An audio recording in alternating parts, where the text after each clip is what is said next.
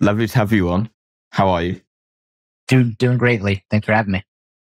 So, for folks that haven't come across Jared Young before or Maropost, can you tell a bit more about your story and your journey to get you to where you are today? Yeah, for sure. Well, again, thanks for having me. Been listening for a while, and you have great content, and excited to be a part of it, part of the library moving forward. So for me, I have personally been in and around sales for as long as I can possibly remember. Sales is something that I think a lot of people fall into. Anybody listening has probably fallen into sales. They didn't wake up one day in college and say, I think I'm going to go and really become a salesperson. My journey started when I was trying to get through and pay for college by being a bartender, having some really great guests day in and day out at Ruth's Chris Steakhouse, and hearing time and time again that I had to get into sales as I tried to upsell them the larger steak or the better bottle of wine, right? That's how we made our money for a long time. So after that, I went down the traditional path of starting off as an SDR and pounding the phones. Frankly, I think it's two things that every single salesperson and sales leader should have to do at some point in their career is work in the hospitality industry and have to make several hundreds, if not thousands of dials per month. They are two skills that will take you far and beyond of where you ever thought you'd go in sales. And if you can get good at those two things, you'll probably be pretty dang good at everything. From there, just kind of started to rise through the ranks of being an account executive on the SMB side, getting into enterprise, account management, spent a lot of time in channel partnerships, and eventually ended up with this company called Maropost. Been here a little under a year. Really, really interesting company. What we do is we really unite the commerce tools and insights that growing brands need to engage customers, scale their business. So we're built on a very large unified customer data platform and an enterprise grade infrastructure, and offer a complete set of tools from marketing and email marketing to merchandising, search merchant personalization, customer service, e-commerce, retail solutions. And we're specifically focusing on the e-commerce world in mid-market. So excited about where the company's going. Excited to be about part of it. We are global, which is probably the first time I'm dealing with a global company, from Australia to India to Canada to EMEA, everywhere in between. It creates a whole new level of challenges and really opens up a much larger TAM. But it's a catch-22 at times for sure. Amazing. And interested to dig into like your experiences both with Maropost and kind of leading up to this point. I want to start with kind of a general vague-ish question. What would you say is unique about your approach to sales and by proxy, your team? Yeah, great question.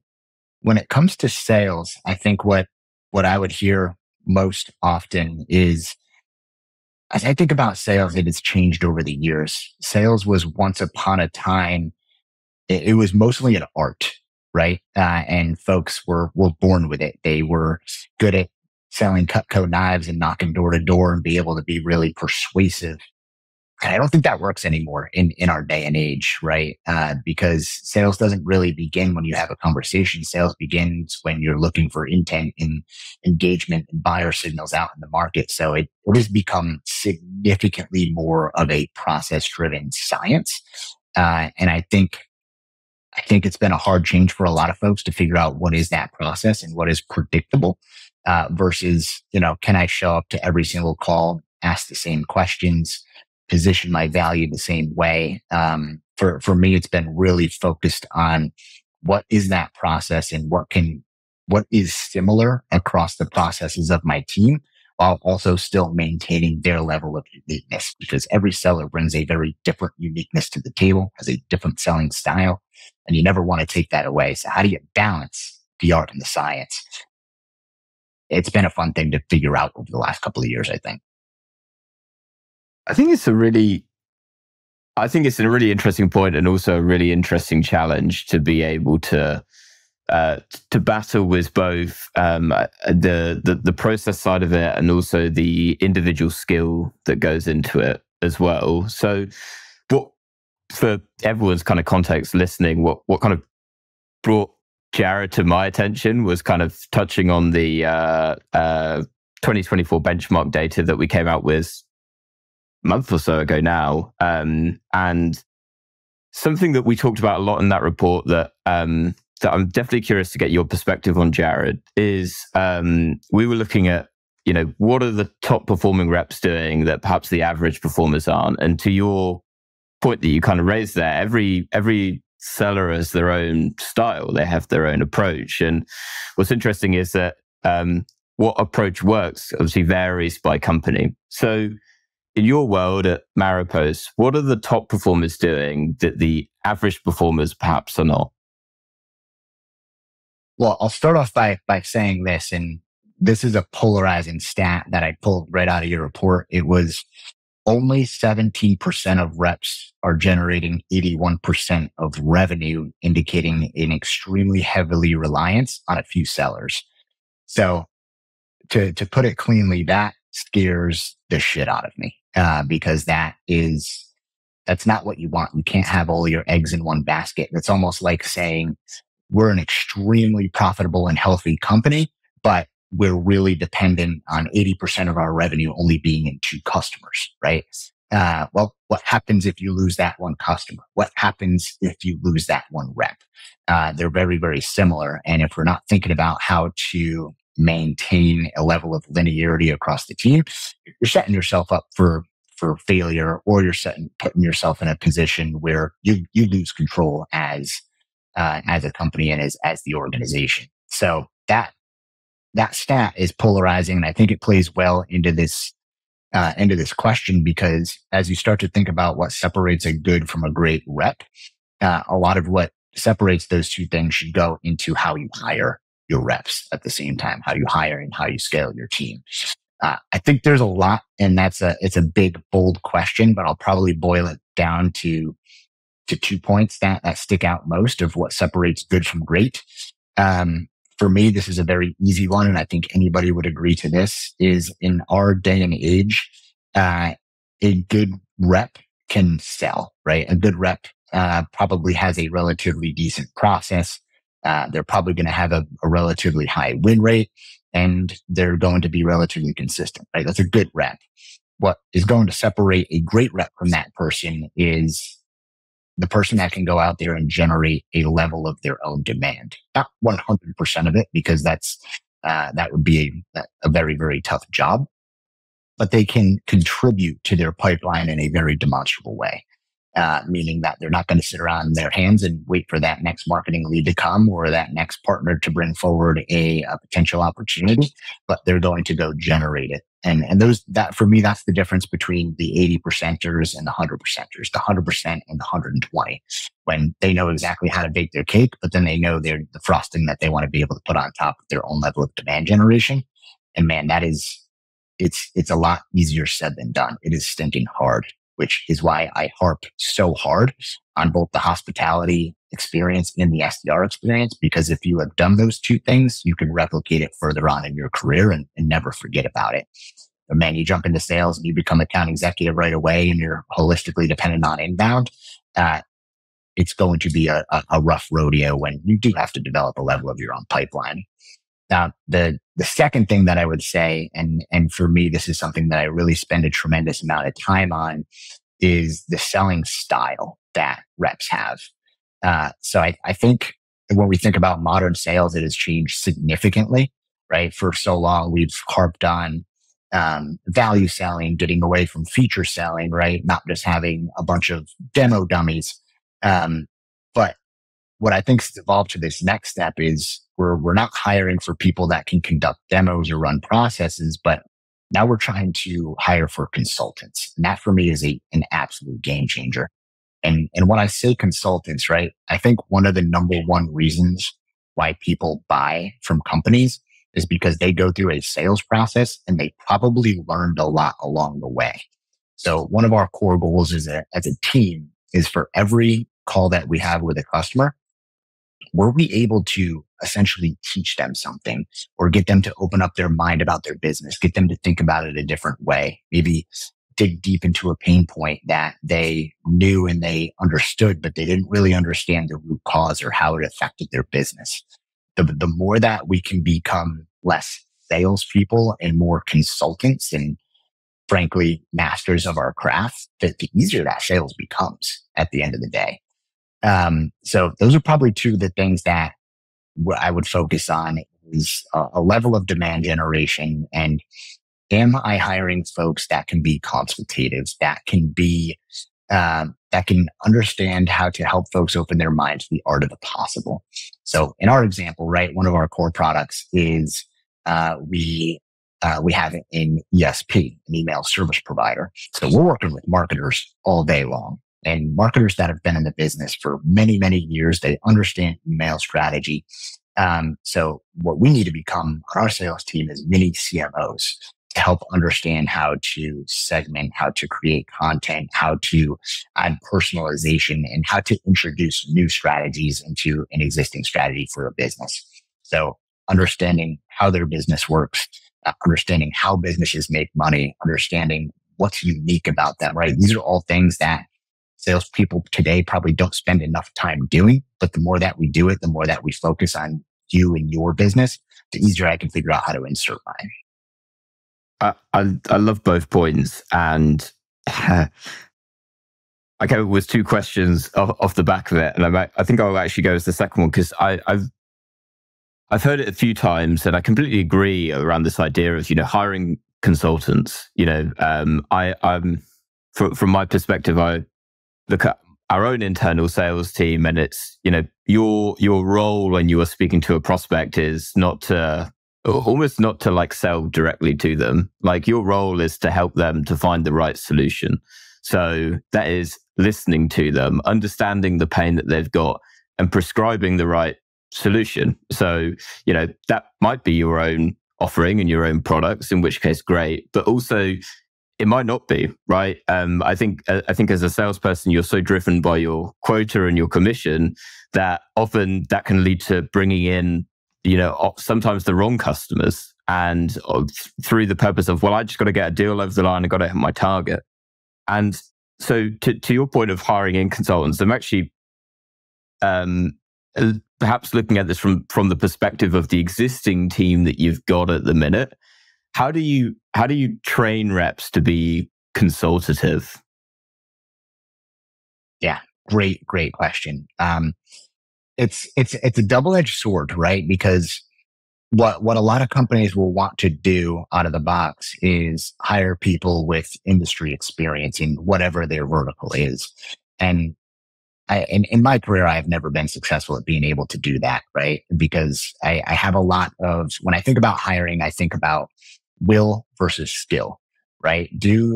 And will to me is more important. Are they going to be able to put in the work, take the coaching, study the industry, be incredibly curious, right? And really want to grind and get to that level. Skill being, can they actually execute on that, right?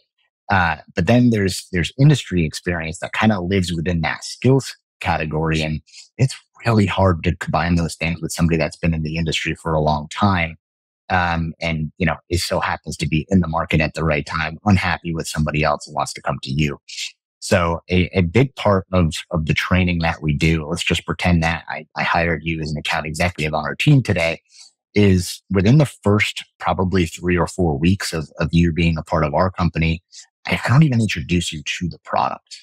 We're essentially putting you through what I would call like a mini MBA in becoming a true email marketer, in becoming a merchandiser, in becoming an e-commerce merchant. So you can really understand and sit in their shoes as somebody on the other side of the table that you're ultimately going to be selling to.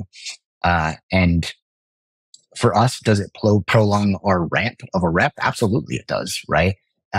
But at the same time, if we think about the long-term vision, these people are going to be producing at a much higher clip a lot sooner and selling better, healthier deals, right? Really good example is what you said a minute ago is oftentimes you might be, you may have to just disqualify some folks because they might not be the right fit, right? If you have really good consultants as account executives on your team, they'll know who is a great fit for your product or who might be somebody that is just going to churn after a certain period of time.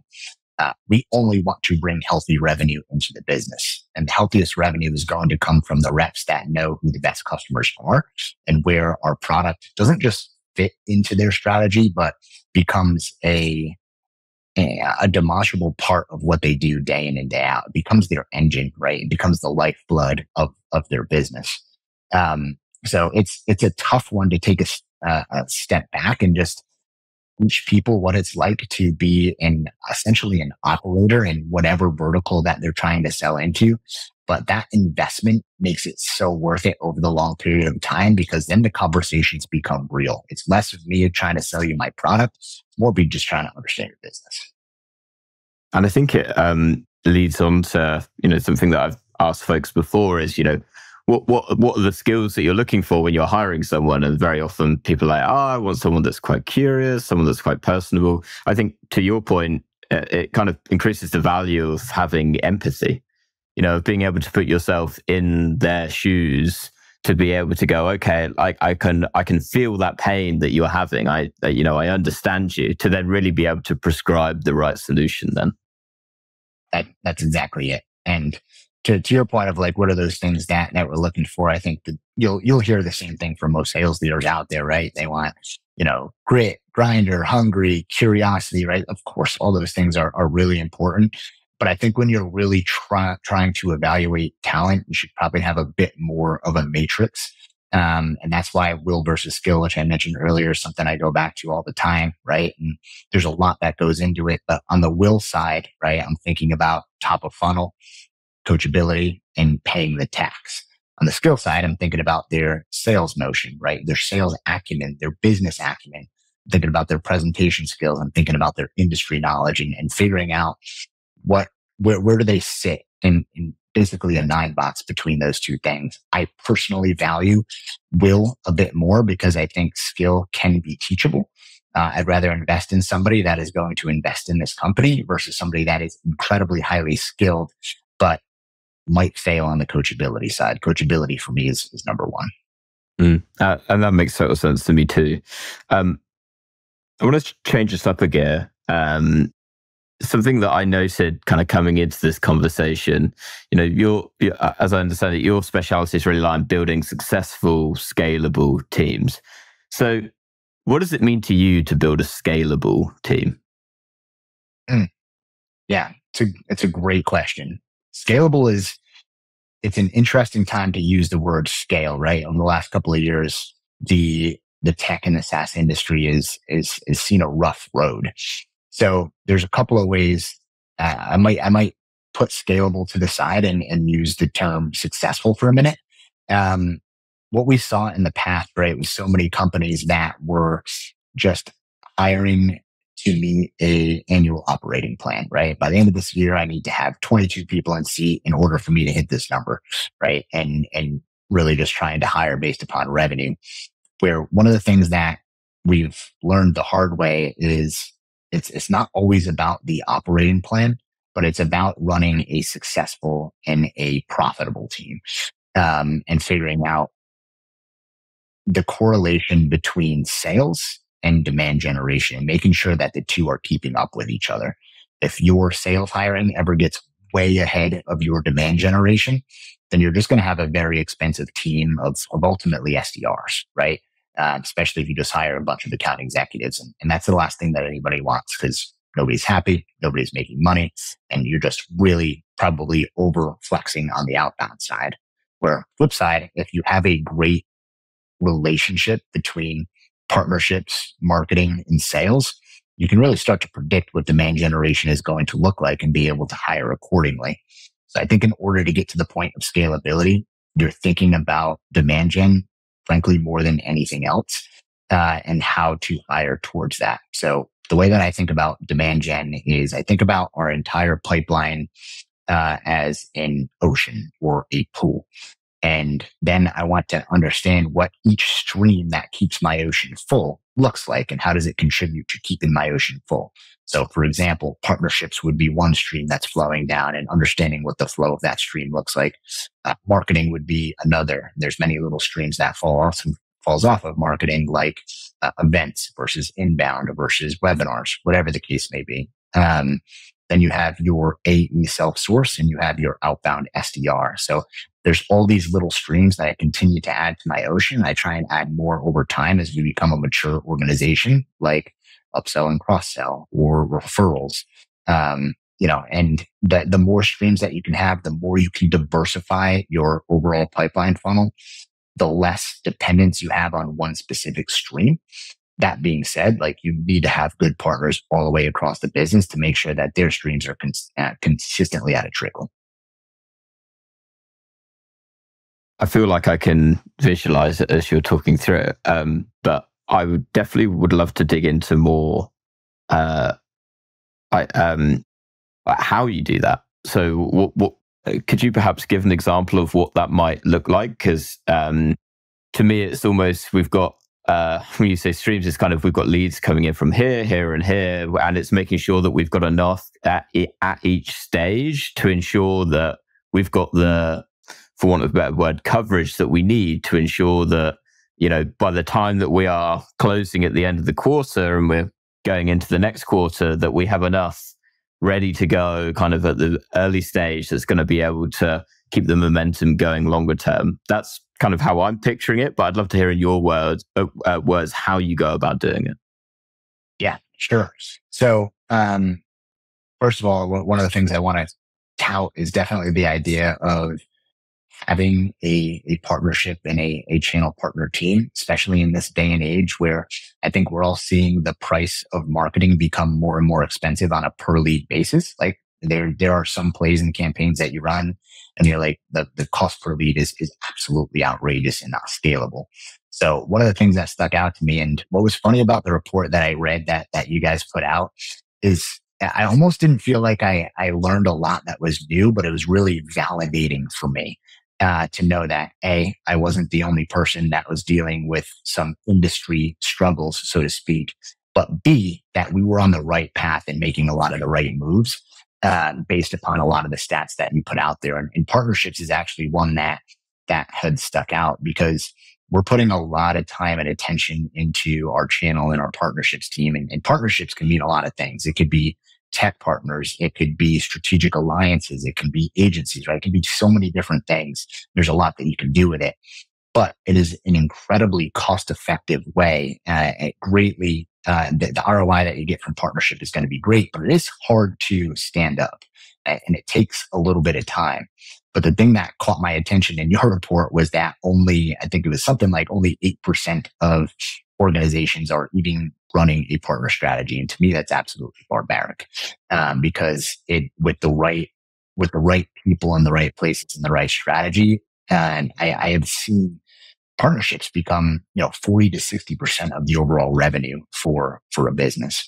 So for our side and how I'm thinking about it is for each one of these streams, we are thinking typically not too far ahead. We only want to go 1 to 2 quarters ahead and think about what are all the strategies that we're going to run, for example, from a partner perspective over the next quarter. There's only a certain amount of budget every single company has. There's only so many heads, so much time. So we want to make strategic bets early on and really stick to those bets. That being said, if over time we've stuck to these bets, we've put in the time, attention, and frankly, investment that it takes, but we're not seeing the return, we're making sure that we have our metrics down packed to see what our ROI is looking like, we can make smart pivots and have essentially backup plans for different plays or different campaigns that are run. So for example, in partner and in marketing, every quarter, we're going to probably choose somewhere between 2 and 5 strategic plays that we want to run. When I say plays, it could be events that we want to go to. It could be partnerships that we want to enable. It could be certain promotions or campaigns. It could be a competitive takeaway that we want to do, right? That's what I mean by plays. And we want to make sure that we educate our entire organization on exactly what we're doing in each one of these streams, each one of these funnels, and make sure that the team is educated on what plays that we're doing, how we're doing them, and what their role is within those plays. Frankly, a lot easier said than done. Right. A lot of the education that happens internally is one of the most important parts, because we can say we're doing something, but it is all about the preparation and the execution of how we set those things up. So one of the things I talk about all the time is preparation, whether we're talking about sales, whether we're talking about generating demand. And one of my favorite quotes of all time is Thomas Edison, who said, "Strategy without execution is just hallucination." And I think that could not be more accurate. The only thing I would add to it is that execution does not ensure a successful strategy. Preparation is probably the single most important ingredient in everything that we do. So strategy is the dream. Execution is the expectation, but preparation is the work. And that's how you make sure all three of those things come together. You were evoking another quote, and I wish I could remember it now, but you make such a good point, and that certainly, it resonates for me. I've spoken to a few folks that are, we've gone from, beautiful strategy into, we're just drilled into the execution of what we're doing. And so I love as well that you raise, it's the second time in recent weeks that partnerships has come up again. I think it's one of those that when times get tough, as it is for a number of businesses at the minute, that you start to cut away the things that aren't working. And actually, for those that do have a partnerships team, it's all of a sudden like, oh, hello. Actually, I didn't realize quite how effective it was proven to be, and it kind of goes under the radar. And I'm interested to dig into that a little bit more from your perspective. As you say, I think it was somewhere between 8 and 12% actually have a partnerships function. So for folks that are listening that perhaps don't have one, or they're in the very early stages of setting one up, how do you build a profitable relationship between partners and your own business and your sales team? Yeah, I don't know that there's one answer to that question, because I think it is dependent on the type of partnership that you're looking to activate, right? The strategy you take with an agency is going to look very different than the strategy that you take with a strategic partner, or an alliance that you create. But the one thing that I've always had in the back of my head as I think about partnerships throughout my career is companies that are starting up a partnership, arm of their business for the first time are typically extremely selfish, right? They're standing it up because they want to generate more pipeline and more sales, right? That's obviously the goal, but you're not going to do a really good job if you take a selfish approach to it, right? I always have the what's in it for me in the back of my head when I'm thinking about the partner that I'm working with. It's really no different than an account executive executing a sale, right? The account executive wants to sign a deal so the company makes money and they get a commission check. Partnerships, very similar. They want to sign a partner so they get pipeline and they get revenue. But the core part of it is treating it like a sale and figuring out what are the key pain points that I can solve for this partner by partnering with my company, right? Is it monetarily related, right? Are they looking to get a percentage of the revenue that they bring in perpetuity? Are they looking for a referral bonus?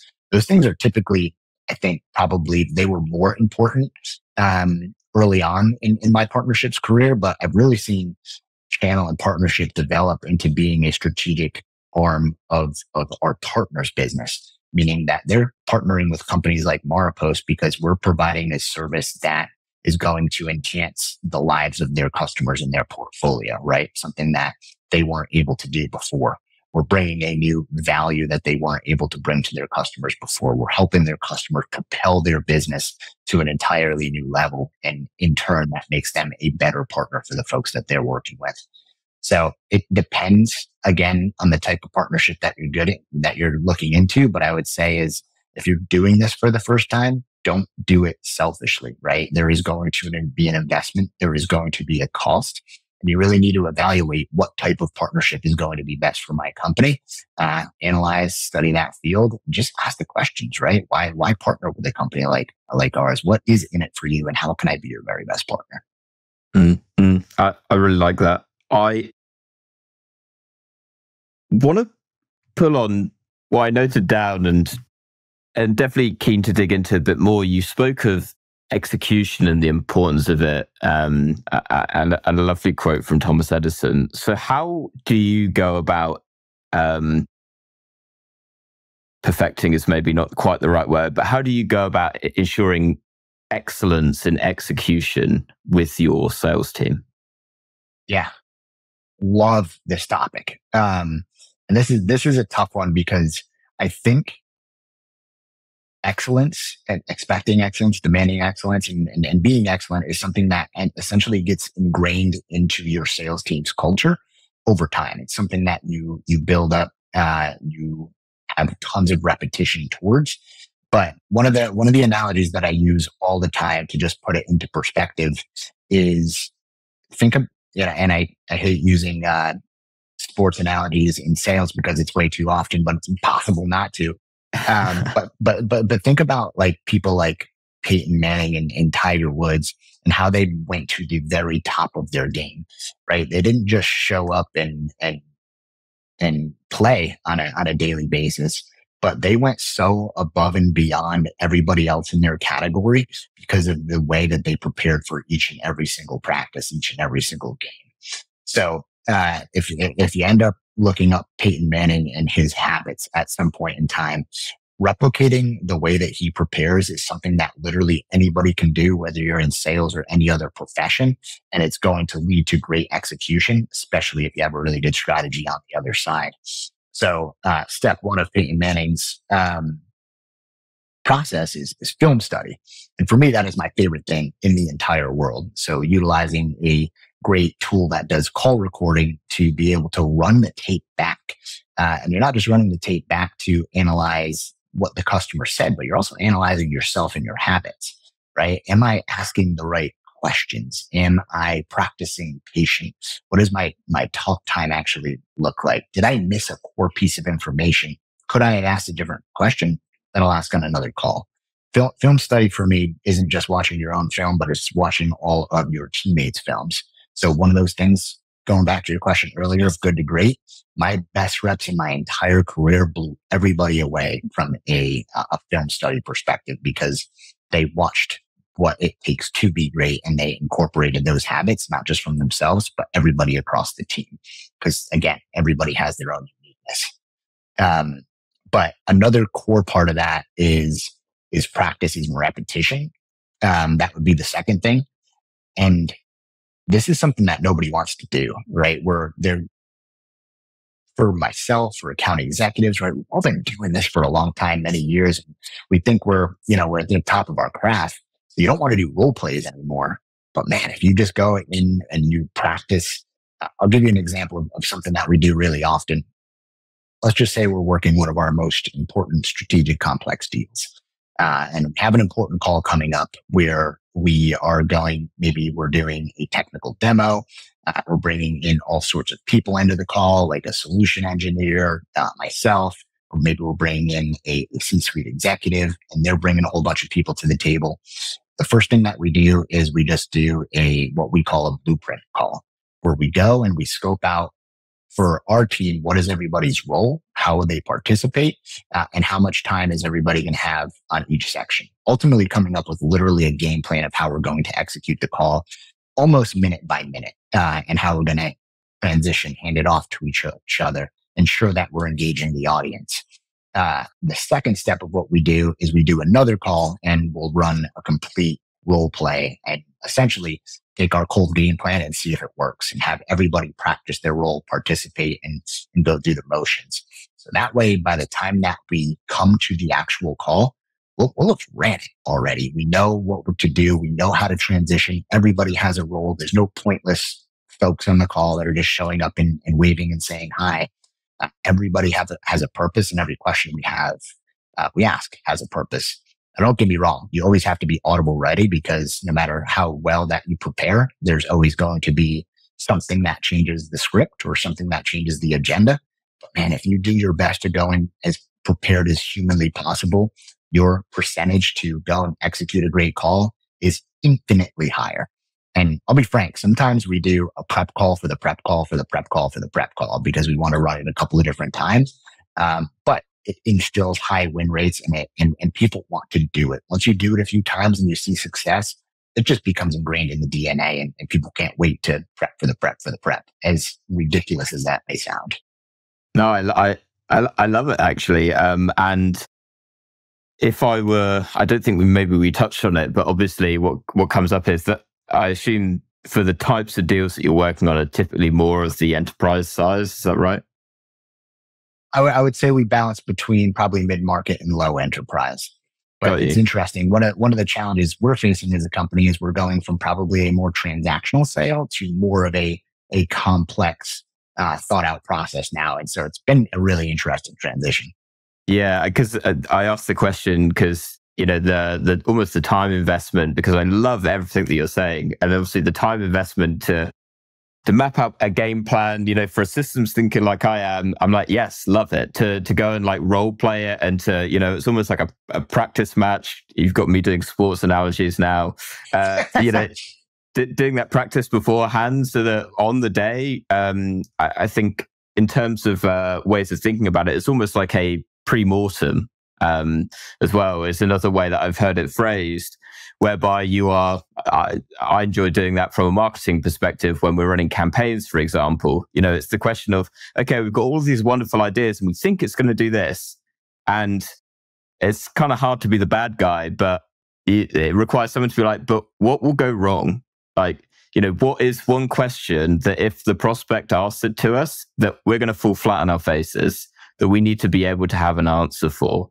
That something that I've been trying to dig into myself is around like objections. So how do top performers overcome objections more effectively than others? Because we know from our data and our analysis that that's what the top performers are doing. They're turning that objection over, am I going to see a return on this, into a positive, because they can actually see the potential return on it.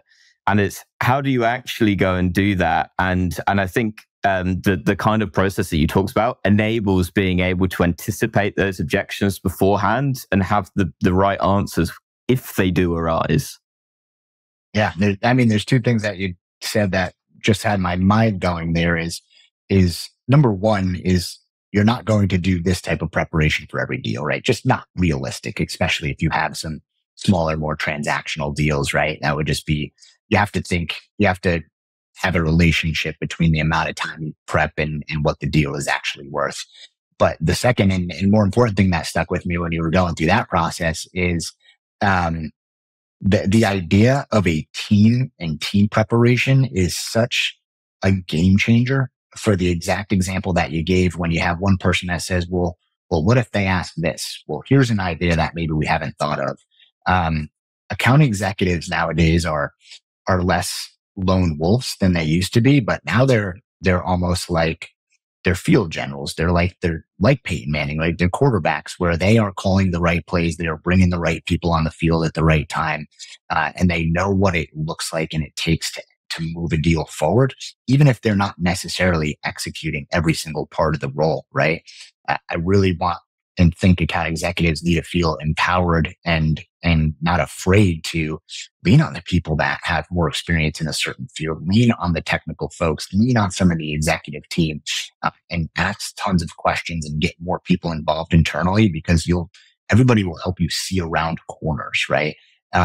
3-4 brains is always going to be better than one. And the purpose of having a team is figuring out how do I get from point A to point B the fastest.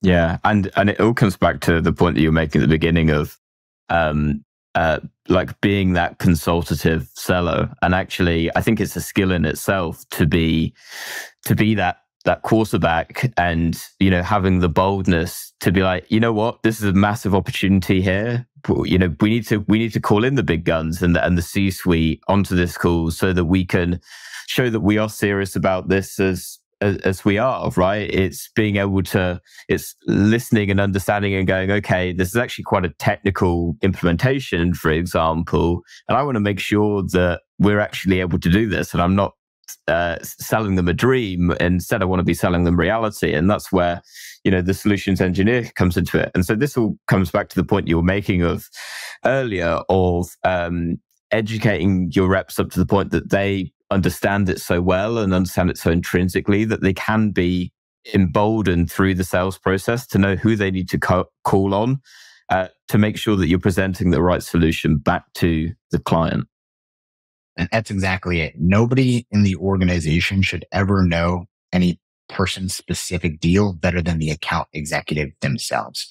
But I think, going back to the idea of hiring, having account executives that have no problem leaving their ego at the door, which can be tough in sales at times, are going to be the best account executives because they have no shame in bringing people into their deal. They have no shame taking coaching and doing something incrementally better in the next call. Like, the idea of a healthy sales culture is when we're all trying to get better in every step of the process together.